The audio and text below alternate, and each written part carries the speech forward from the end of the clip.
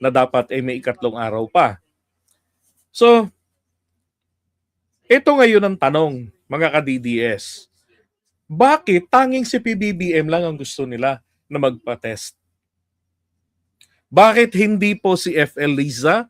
Bakit hindi si Sandro? Hindi rin si Vinny? At saka yung isa pang kapatid niya?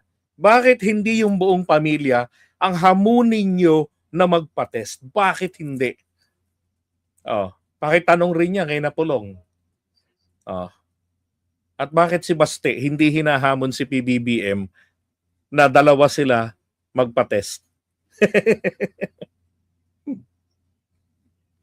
Yan, Simon, yung payat.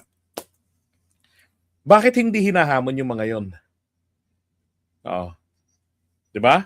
Isa lang naman yung maliwanag, Baste is not doing that because he's an addict.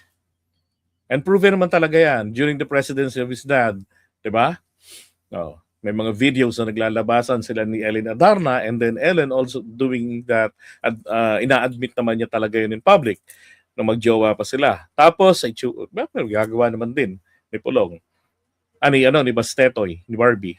Ngayon, etong si Pulong na mahilig magpa-test, ayaw niyang hamunin yung ibang member ng pamilya. Ganon din yung mga DDS. Bakit ayaw ninyong gawin yon? Dahil natatakot kayo. Dahil ang gusto nyo lang talaga, mag-positive, mag-negative si PBBM doon sa test. Isa lang naman ang layunin nyo, wala kayong pakialam sa resulta noon. Ang layunin nyo lang talaga ay maipahiya yung tao. Di ba? Maipahiya. Hindi din naman yan ground for impeachment. O paano ngayon yun? That's why you're calling na mag-resign. Di ba? Unang-una, wala rin naman kayong mapapakitang pruweba. Di ba? Si Digong nga, aminado. Di ba? Aminado nun. Na nagdodroga siya dati, nung presidente siya. Nagchuchongke. Pero bakit nung pinapag-test, ayaw rin gawin? Harang din si Harry Roque. Kasi ang purpose lang ng mga ganon ay ipahiya ang Pangulo ng Pilipinas. Siyempre, ayaw rin ni Digong yon kasi mapapahiya siya. Di ba? At saka kung bakit yung mga nag-aakusa, yung mga sintomas ng inaakusa nila ay nasa kanila mismo. Kahinaan ng utak. 'Di ba? Praning palagi. Lagi na lang na naghihinala. 'Di ba? Nabubuhay sa fake news, hindi na alam kung ano ang katotohanan. 'Di ba? Hindi ba kayo nahihiya nun? Pinagtatawanan na kayo ng buong mundo. Di ba kayo nahihiya nun? Tinatawanan na kayo ng buong mundo. Nabubuhay kayo sa fake news. Di ba? Yung inutil, pinapalakpakan. Chinismis ang corruption noong 2020. Wala ni isang napakulong. Di ba? Daming pinatay na adictus.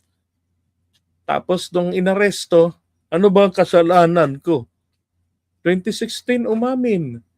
Tanging pagkakamali ko, Ijike. Nung inaresto, anong kasalanan ko? Why are you arresting me? So yun ang ko sa inyo. Diba? Pag-isipan yung maigi. Ano ba? Genuine ba talaga yung layunin nyo sa paghahamon ng test? Diba? Kasi bakit yun lang? Tanging isang tao lang gusto nyo. Para ipahiya. Diba? Yun lang yun para ipahiya. At saka sobrang nyo rin, hindi kayo nagre-research. Yang hinihingi yung test na yan, Diyos ko po, 90 days lang, nahuhugas na sa katawan ng tao yun. Magpakalbo lang, tubuan lang ng bagong buhok, wala na. Diba? Hindi conclusive yun Kaya nga po, 97% sa buong mundo ihi ang tinitest. Hindi po ang buhok.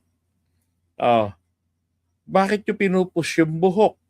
Ni mismo yung mga medical professional, yung mga chemist, 'di ba? Yung mga pathologist, hindi yan pinupush na gamitin for testing, for determination ng kung gumagamit ba.